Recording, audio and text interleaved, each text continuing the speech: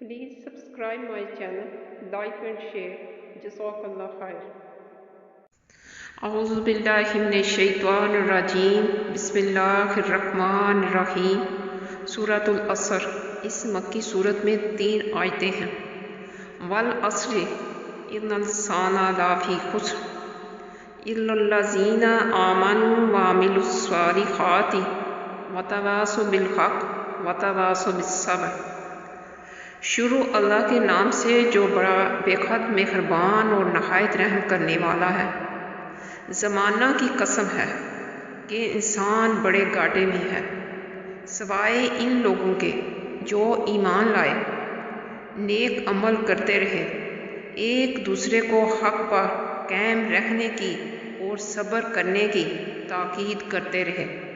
اس صورت میں اللہ تعالیٰ فرماتے ہیں کہ انسان کو دنیا کی جتنی نعمتیں عطا کی گئی ہیں غور کیا جائے تو ان میں سب سے بڑی نعمت وقت ہے۔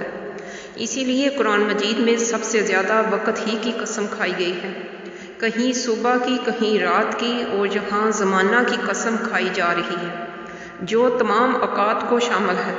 یہیں رائے حضرت عبداللہ بن عباس رضی اللہ عنہ کی بھی ہے، البتہ بعض حضرات کے نزدیک یہاں عصر کی نماز مراد ہے۔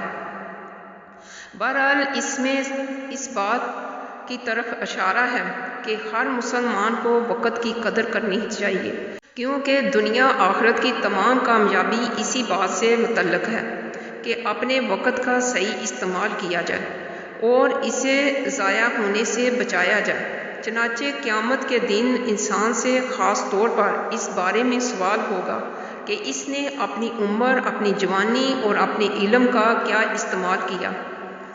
غور کیجئے کہ ان میں سے عمر اور جوانی دونوں کا تعلق زمانہ ہی سے ہے۔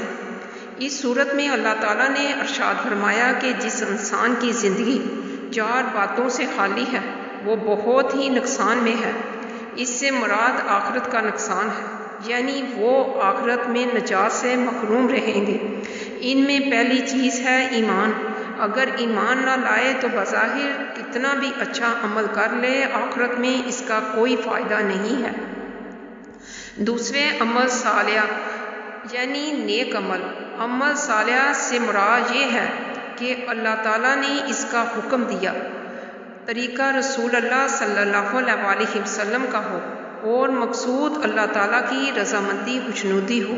اگر ان میں سے کوئی ایک بات بھی نہ پائی جائے تو چاہے وہ دیکھنے میں اچھا عمل معلوم ہو لیکن اللہ تعالیٰ کے یہاں مقبول نہیں ہے۔ بدعت کو منع اسی لیے کیا گیا ہے کہ وہ بظاہر تو اچھا عمل نظر آتا ہے لیکن اس کو انجام دینے میں وہ طریقہ اختیار نہیں کیا جاتا جو رسول اللہ صلی اللہ علیہ وسلم نے بتایا ہے۔ تیسرا عمل ہے توصیہ بالحق۔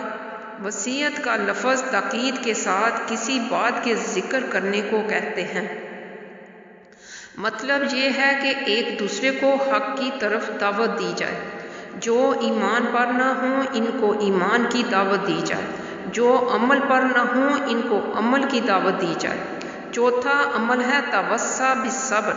صبر کی تاکید، یعنی اللہ تعالیٰ کے احکام کو بجا لانے اور اللہ تعالیٰ کی نافرمانی سے بچنے میں جو مشکلیں ہوں ان کو برداشت کرنے کی تلقین کی ہے۔